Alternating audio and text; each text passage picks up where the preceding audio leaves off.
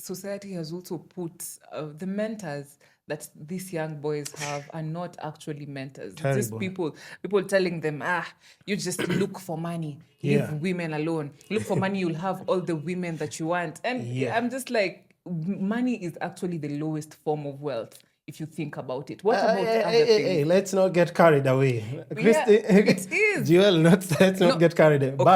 Okay. But, to your point. Okay, just address your point. Okay, my point is money. Okay, having money is part of wealth, right? But if we come to like levels of wealth and all of that, money is actually the lowest. You know, you can have health. Health is actually wealth. You know, true. Yeah, and I think it's higher than money, because if you have money, you don't have health. That money it's just going to make your health better and all of that, you know? Yeah. And if we think about, let's say, if men had mentors telling them, hey, you know what? We know that you're supposed to have money and you're supposed to chase the bag, but listen, when you get that money, don't just go at it. Now you're looking for all the women in the world, because not everybody is as healthy as you think.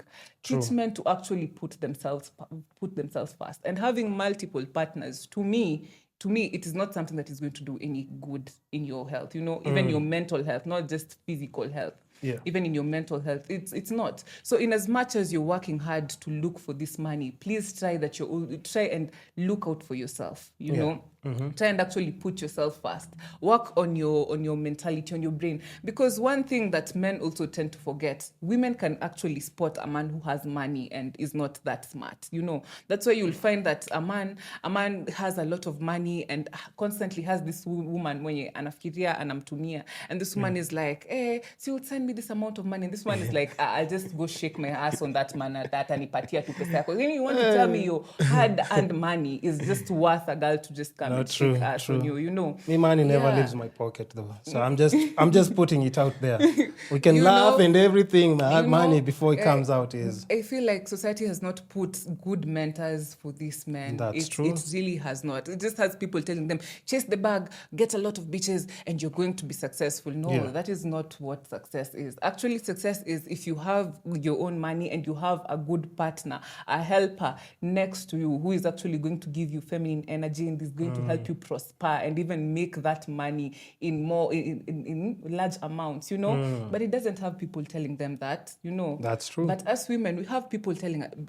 Personally, I have women who are older than me who tell me, you know, if you want to settle with a man, please settle with a man who is not only seeing you for your body, a man who is going to see your brain, a man who is going to see you for who you are and your talents and all of that. But men don't have people who are telling them that. No, I always tell people, like on the podcast, even on yesterday's episode, it was the same thing. And it's funny because we were talking about, what did she bring up? My friend said, like, okay, so if you had like a light-skinned girl, because we'll get to that debate. Yeah. So she was telling me, so like if you have like a light-skinned girl and a dark-skinned girl, who would you pick? Because Kenyans now have said like it's only like light-skinned women who are being given priority. It is. I was like, it's not even about complexion anymore. For me, I really do have to think about how her head is functioning. Exactly. How her self-esteem is like in her head and how smart she is. True. Because if this is somebody who's going to be like the mother of your child, again, unfortunately, if something happens to you, will she be able to maintain even what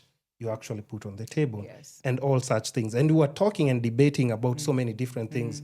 And then she was like, no, but a lot of light-skinned girls are getting opportunities and stuff. And I was telling her, like, no, that's not true. Exactly. That's not true. They might be getting like certain opportunities, but if we were to go like with even like a list of a lot of successful women in Kenya, they're not successful because they're light-skinned. True. In fact, we have very few light-skinned women who are successful. And unfortunately, maybe it's because they didn't work on their personality and building like a lot of other things around them. But the wealthiest person in the country is a dark-skinned woman. Yeah. You know who she is? Who is she? You tell me, do you know who she is? The wealthiest woman, is she the wealthiest person in our country is a woman, and she's dark-skinned. Is she the one who owns this group of schools? No. It's not her? No. Who is she? Come on now. Just tell me. Who's the wealthiest woman? Who's the wealthiest person in the country? The wealthiest person in the country. Oh my God. I'm afraid to tell you guys, but I'm disappointing you in this one. Who is she? You guys talk women empowerment here. You don't even know who's like. Who is she? Mama Ngina. Oh, okay. I look at you now, you're like, oh. Okay. But yeah. She is. Yes. Okay. I mean, who's wealthier than her? I don't know. I thought it was this woman who owns this group of schools. No. Listen, when you land at JKIA, what does JKIA mean? Jomo Kenyatta. Yeah, so understand, that's the name of the airport. Oh my, okay. So if you're in any country, anywhere in the world, say, I'm going to Kenya, which airport are you landing? JKIA. Yeah. International Airport. Okay. One of the most biggest unis. Jomo Kenyatta University. Hospital. Hey, okay. Kenyatta Kenyatta Hospital. Hey, where people go get cancer treatment. People need to understand, like, just how there are people who, and when was the last time you heard her speaking or addressing anything? Yeah. I've not. You see now, that's called like now king shit or queen shit, because it's just on, Yeah, on another level. But I'm just saying, and it's not even like about tribe or anything, but just understand, this is not somebody like maybe had like the biggest degrees or anything, but think about like even her husband at the time, he didn't stay as a president for long, but he left her behind with a lot of responsibilities. And how many years later down the line, she's still upholding the same legacy. And she's not arguing with anyone about anything. You guys argue, fight. And I'm so glad I came to this podcast. I Really? feel so educated right now. Oh, really? How did I not know the wealthiest woman is Mama Ngina? Come on. Imagine not woman, person in the country. Yes, person in the country is the woman. Yes. We imagine if Jomo Kenyatta had multiple women. He had a choice. He was in UK and everything. He would have come and said like, okay, this is my blonde, blue-eyed woman. Because he was there, he was exposed, and he was the leader of the country at the time. Yeah. He would have picked probably anyone else and put like next to him as like, okay, this is my official wife. But no, he, this is my wife and everything. Yeah. Of course, there's so many controversies around it, but just think about like the dynasty and how long it has had to live, yet it's the woman who's left behind with these big responsibilities. True. So, still again, even when you're talking about women empowerment, understand we do have like really good examples in the country, people that maybe people need to study as well and put in our history books well. Because she's still alive, so people can do documentaries, research her, but just find out like more interesting, like even just her take. Nobody even knows what she thinks. True. Because imagine if you just to ask her like, how did you even manage to do and raise these kids to be? I mean, people talk about history, but she's part of our history. We need to understand that. Because people talk about money, but do you really know money? You just do your research and you'll know, hey. True. So you see, even when we're talking about money, you can't get to that level. This milk that you're drinking everywhere, do your research, understand where it's coming from. Yeah. It's just all one, big name. Yeah. So. Okay. Wow. I so think now you know. If we took, now I know. And that example is a very powerful example, by the way. It is. I really do wish that we could pay attention to the way we are raising people for real. Because even Hassan, Kenyatta, Kenyatta has like only one wife constantly. Yeah. Okay, we've not heard of any other. Exactly. But I'm just saying, like, they have social responsibility. Yeah. And that's what now we are lacking because, like, okay, Sawa, we're looking up to this person, but just because you're an influencer, understand if people are following, the least you can do is, like, at least, even if you have side chicks, then keep them on the wraps. Yeah. I mean, let kids see you as somebody who can do other important things, take you seriously, understand that, okay, so even if I would want to have a wife and treat my wife like this, it makes perfect sense, Perfect sense. And you see, like, from their family, you can see that, the way you said. Even if there's anyone else, we haven't heard of them. True. Because the least you can do is, like, set a good example. Even if people are trying to pick other things to, like, insult you with, they'll look for nothing. They'll just start saying, like, he drinks. That's the only thing you can say, Sasa. That's the only thing that you can say. But, you can't attack family-wise because He's raised his kids. He's painted a good picture. Yes. They'll and the wife that he left. The wife. Yeah. All those things. That is a very good example. You'll see those classic family pictures. I think it's good because we still need to have those images embedded in our head.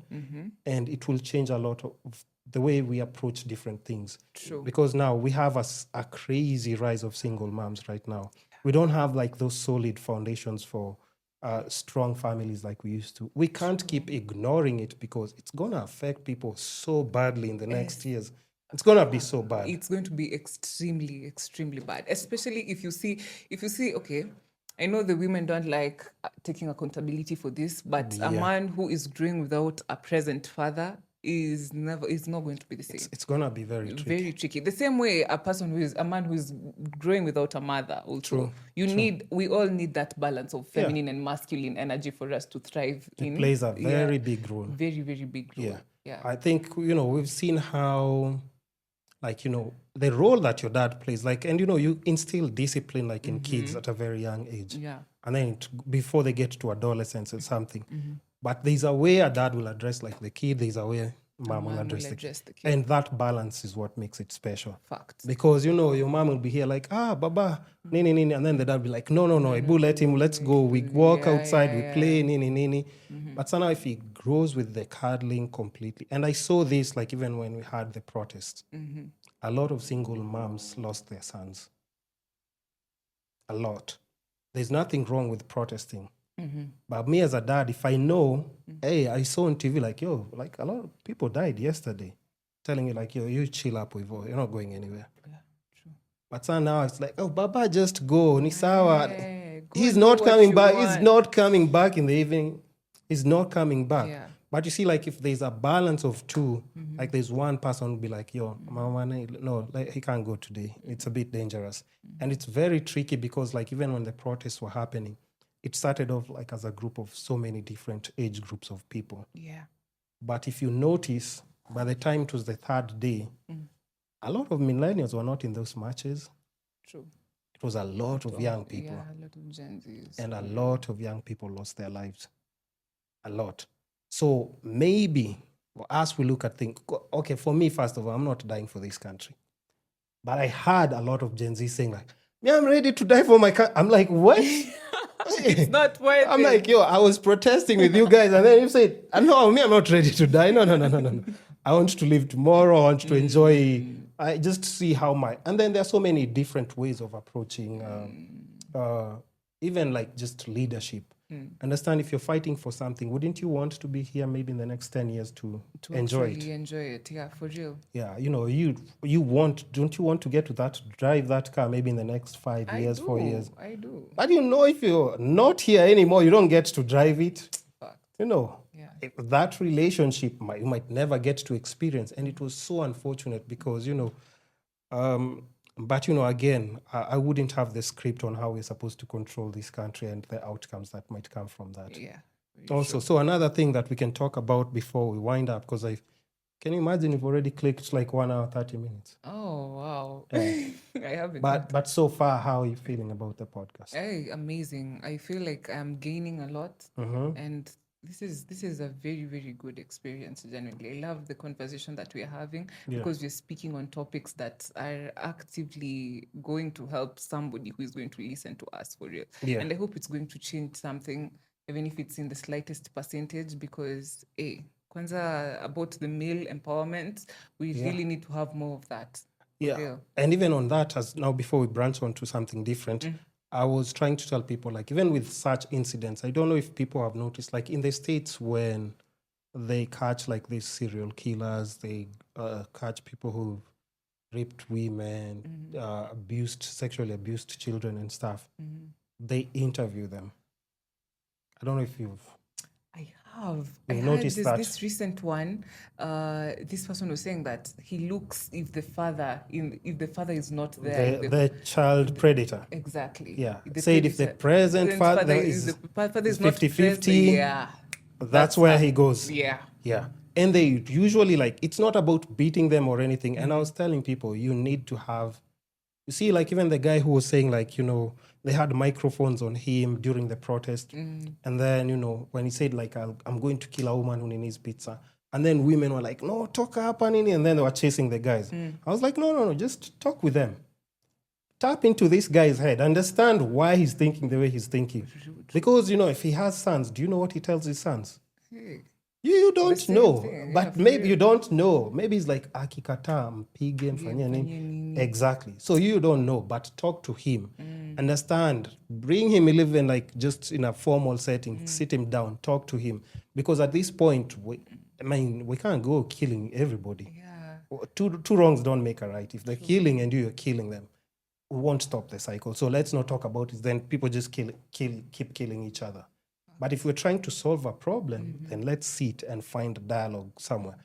Think about like, okay, so why do you think it's okay for you to beat a woman up because you've bought her pizza and she doesn't want your sexual advances? Like what exactly are you thinking like that? Because we also have to understand we're in Nairobi right now. Do you know the concept of how people think outside Nairobi? When you go somewhere like in Coast where you have mothers who are sending their kids to the beach to meet tourists and come back with dollars at home. Oh my God. It's somewhere really in Northeastern where people are marrying off their daughters at 12 or 13 in the name of culture.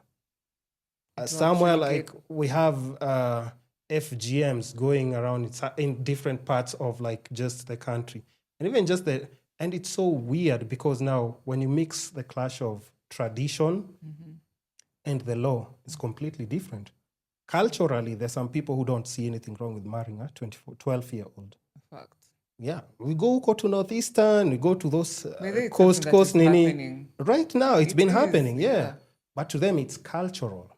So they're like, but it's our culture.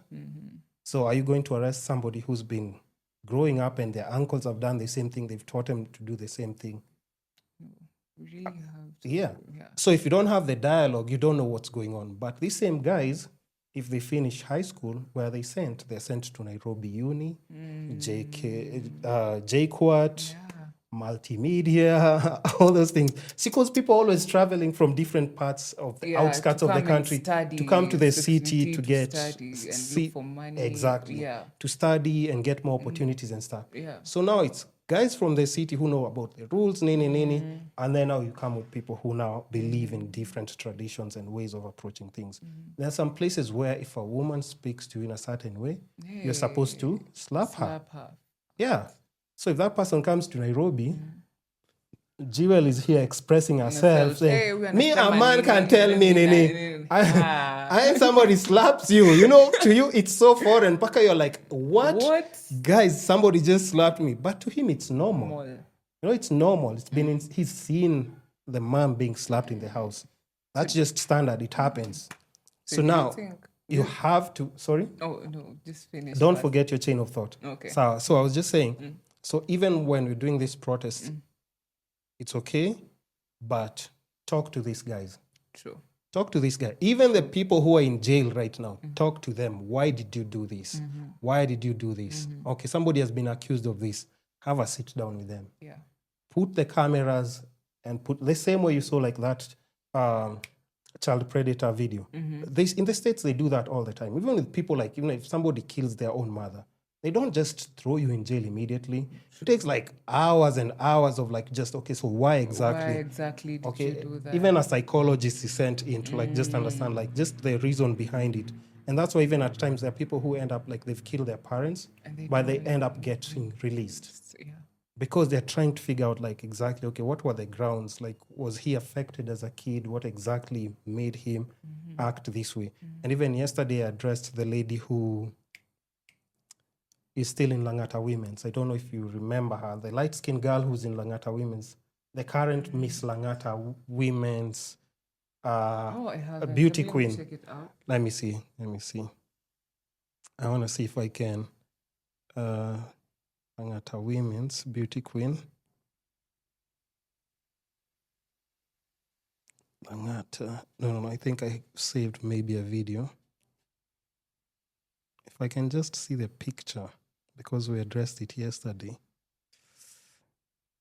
Where is it? What was her name? Before I forget, okay. Let me just Google. It should be easy. Women's beauty queen. Beauty queen. Yeah. So, her name is, let's see, it's just open. Oh my. Do you remember this story? 25 times. Yes, I remember this. Yeah. So she stabbed her boyfriend 25 times. And she's been appealing to get out and everything. But you see, even with someone like her, you still have to sit her down, just talk to her. Because she's a very well-spoken girl. But it says it's because the boyfriend tried to infect her with HIV. No, that's just, okay, he tried. But according to the law, if he tried, he hasn't. Can you stab someone 25 times because they tried to do something to you? And that is not reason enough, for real. Yeah. So you see. And here's another thing that people should understand. Single people sleeping around, there's nothing wrong with that. Not in a bad way. Not to go against, the way you're saying, about sexual. Because let's not ignore what's happening in Nairobi as well. But now, people who are in a relationship sleeping around is always a problem. Because why? Single people will use protection. Couples, most of the time, even if you hear about infections, it's because they don't use protection.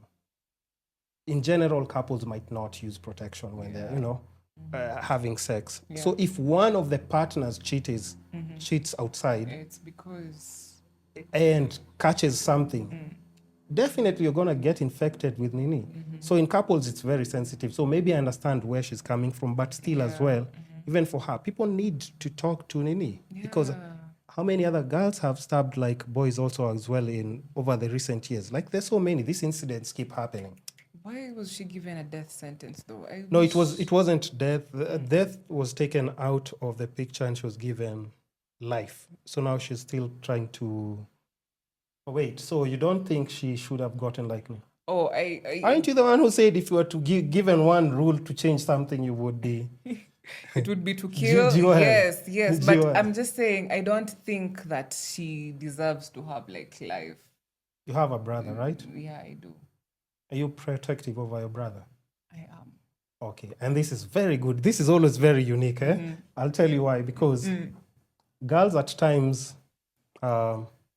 they never see a point of somebody trying to drive, treat men like this until you mention their brother. Now they start focusing on because you know how you like your brother. Yeah. And think about it right now. If let's say your brother told you hey, by the way, I'm talking to this girl that I like. What's the first thing that you will say? I would say to him, first of all, respect that girl. Do not try and harm her in any way. Do not try and force her to do something that she does not want. Yeah. Because at the end of the day, if my brother was the one in the position where he was trying to infect this girl with HIV and this girl stabbed him, honestly speaking, I wouldn't be on the side of my brother, to be honest. I wouldn't be. I'll be on the side of the girl because, come on, you have to have a little bit of morals, Yeah. I can't just start defending you just because you're my brother. We also have to... No. I'm not even saying your brother in such a circumstance. Yeah. I'm just saying an example would be with now what you're seeing online. If your brother said you have just met this girl online and everything, the first thing you'd want to ask your brother is okay, let me see maybe his handle, her handle. Yeah. And then you just start going and looking at her profile and stuff. And I'm sure there's some certain personality traits if you saw in that girl, you'd tell your brother imagine, but I just choose an uyu, by the way, she's gonna give you problems, hurt you or something. True. But you'll just read into it much faster and tell him hey, by the way, this one, just avoid. Because me, I'm telling you as your sister, see, I know women, you'll guide him in a certain way. Yeah, true. But if it's not your brother, you might not feel the need to do that so much. Even for me, that's why I was explaining to you. I used to think I can care about everyone, but I was if you care about people online and people are Sawa ni nani, what are you telling me? And then you start thinking about it even if their mother is not telling them this is wrong, who am I? Their mother paid school fees, they fed them, they did all these things. They're not listening to their mother. You think they will listen to you? Oh, I don't think so. They won't listen. They wouldn't listen to you. Yeah. So it's almost like pointless. You can just guide people by putting maybe content, give your opinion, but following up on people's personal stories, it's a bit tricky. Maybe the extreme ones we're talking about, like the ones we're seeing like on Nini, go do like, I don't know if there's an institution or somebody who can do it. Just do those interviews and just figure out like how people are thinking. These people find themselves in extreme cases. We see people in the courts, Nani was slaughtered, Nani was beheaded, like, you know, people who are being chopped, their bodies chopped into pieces in like Thika Road. Was it Roysambu, like where the girl was beheaded or something by the Nigerian suspect, alleged? It's in Roysambu. It was around those areas. Yeah. So like when such things are happening, like we just need to figure out like why guys are doing things right now with those extremes. And when you go to the comment section, remember, you will know exactly how people feel. Yeah. It's always a battle of girls saying like, hey, by the way, men shouldn't nini, and then you'll see men what they're saying. Yeah. Like she deserved it. It's okay. We'll keep doing it. Nini. Or she was, you just know. And then you read such things, you're just like, wow, what is your thought process? Yeah, how are we supposed to approach this? Yeah. But anyway, that's just like my simple take on that. But how about you? What do you think about like just the rising cases of like femicides and how like people are approaching it, how women should approach it? Generally, now hearing what you're telling me about tending to look at the thought process of these people and actually knowing why do they feel justified to do such kind of things, I think we could take a different approach, and instead of actually blaming these men and saying men are the problem, let us find out like why do they feel like it is okay for them to do things like this? Why do they feel like it's okay for them to treat women like this? If we actually try and look at the problem from its roots, maybe we will be able to stop cases in the future. Or fix it early with the young ones. Exactly. And, you know, most people out here are suffering with a lot of mental issues, you know, and most of them, come to think of it, they start from the home. You know, and like we have said, if you don't have a father figure and if you're raised by your mother alone, you will tend to find. Funny thing is, if you do not have a mother figure, you will tend to search for it outside of the home. If you don't have a father figure, you will tend to search for it outside the home. And you know, when you go outside, you never know who you're going to meet. Not everybody who is telling you do this is actually telling you something that is right. Yeah. If we have people who are actually influencing these men in the right way and actually talking to them in the right way and actually teaching them like, hey, I know that you're going through this and this and this, but this is not the right way to approach it, you know? Because at the end of the day, you might feel justified to kill this woman, but it won't do any good to you. You'll just feel the satisfaction of, oh, I've offed her. But who is going to spend the rest of his life in jail? It's you, you know? So if we tend to actually get the same conferences that women are getting, the same opportunities that women are getting to actually let go of their traumas and actually talk about their rape experiences. Let's talk also to the men. You know, recently I also found out that men get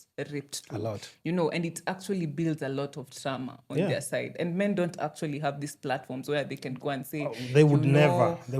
I'm a survivor. So we can start by actually building safe spaces for these men and actually having good mentors for them. Not that just mentors who are telling them, hey, all these things, it doesn't really matter. All that matters is money. Money is what makes you valuable. And having a lot of women. Let's have good mentors for these men in the society. And let's actually give these men the same opportunities we are giving women to let go of their traumas and let go of what they are going through. Let us also give it to men so that we can at least, maybe in the future, we'll not have so many cases of these things happening like femicide and rape cases. If we actually could form this culture of having a place where men can actually go and talk. And it's actually men's mental health month.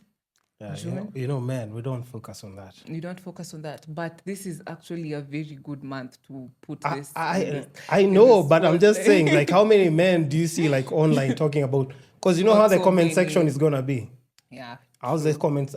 TikTok, people don't lie on TikTok. Fact. So imagine a Kenyan guy said like, okay, in TikTok, guys, I was sexually abused.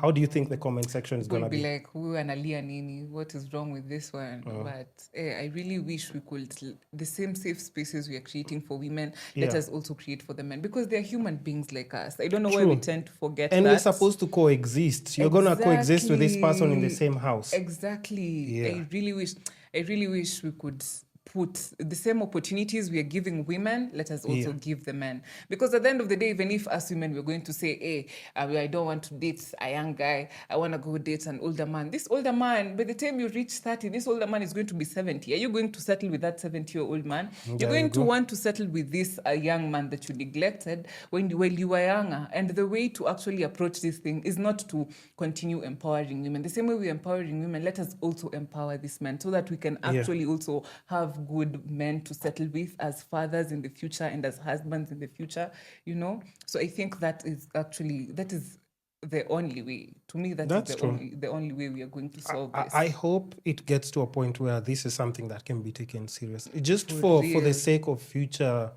men, because like, honestly speaking, even for like me, maybe already right now as a millennial, because I'm a millennial, I'm not Gen Z, I'm already stuck in my ways, but thank God I had like the guidance of like both parents, and it has helped. I can see how it's played like an important role in like how I balance a lot of things. Even like yesterday we were talking about like just domestic violence with the previous guest, and I was just telling her like, I don't remember, because I don't think I've hit a girl before. I don't think so. But it's almost like, because she was talking and she was saying like, if a man gets angry, trust me, if he gets angry, he's going to beat you. And I was like, no, I get angry all the time. Mpaka now she made me start thinking, I was like, have I ever hit someone because I was angry? And I was like, no, it's not normal. Don't think that it's okay to run through different emotions. Yeah. But it means how you can be able to like control yourself. I'm upset. So how do I diffuse this situation? True. How do I relax and address it differently next? But I don't need to hit someone. Yeah. Because if I hit the first person, how many people do I have to fight in a week? You fight the matatu guy, the person who overspices your food, you'll fight with them. You will fight with literally everyone. Because everybody will just annoy. There's so many people who will annoy you in the 24 hours that maybe you're outside your house. And trust me, like, fighting is just not an option. It's not an option. It's not an option. You have to know how to, the same way you've said, like, if a conda comes and grabs you, be like, hey, niache. And then you move on. But if you carry that anger with you, and then maybe the conda who's inside, it's another different person who's going to, and then you get the person who's just now trying to touch you. I already upset. I'm extremely upset. Okay, you get home, maybe there's that lady who sells like, groceries and stuff. And then you ask her like, "Hii avocado imeiva?" She says, "Hey, iko sawa." And then you go home, you slice it. And then it's like, this woman lied to me. Exactly. How many? And then you go to your comment section. You see people maybe writing crazy things. Come on. So self-control is everything. So it doesn't mean because you're angry, you have to beat somebody up. So that doesn't just make any sense at all. And I wish we could also understand that, like, men are human beings like us. Yeah, we tend to carry men like supernatural beings who are just meant to be strong all the time. They're not supposed to feel certain things. And I think this is what enables them to feel justified to do certain things, because, you don't expect me to come to you and tell you how I feel. We always, we have to keep it inside us. And it's not right. You people like it's not, but even think about how at times you post. I can see some of your videos and it shows like how when you're talking about something, you're passionate and a mix of emotional at the same time. But it's how you feel you're expressing it. And I'm sure by the time you click stop on that video, you feel a relief because I've let it out by there. I've expressed what I feel. Guys, it's just here. So just understand, that guy that you keep pushing his buttons is just looking at you. Men are useless. They don't have money. Remember, they're just watching on TikTok. They're like, oh, man, nilikula fare yake. Girls are laughing, they're high-fiving. And then I'm always saying, like, sir, for me, if you eat my fare, I don't care. If you eat a G, 2 Gs, 5 Gs. The highest someone has ever like managed to squeeze out of me was 50. And I just said, like, God, you know what? The spirit of forgiveness. Listen. I've forgiven and I've forgotten about this woman. Yeah. But let me tell you, there's somebody you'll take their 5 Gs, Oh my. 2 Gs. And you won't let It go. doesn't matter. It will take a year, 2 years, 3 years, 5 years. You'll even have forgotten because you ate fare for like 20 people. He will get you the 5th year. He will kill you. True.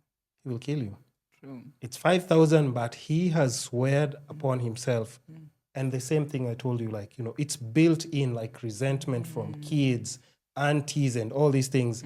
And now with social media, daily you're called useless. If you don't have money, so you're useless as a man. Yeah, true. Yeah, you're useless. Kenyan men are useless. You don't have money, you're useless. So they constantly hear this. They scroll to the next video. You're giving me a very different approach to the way I'm making my videos for real. No, and imagine, so constantly he's had this. And then maybe the first time he's vulnerable kidogo because Joel has said like, man, it's okay, express yourself. You know, like a girl, treat her. He's decided to nini with this queen. And then she eats his fare. Yeah, that guy will kill you. True.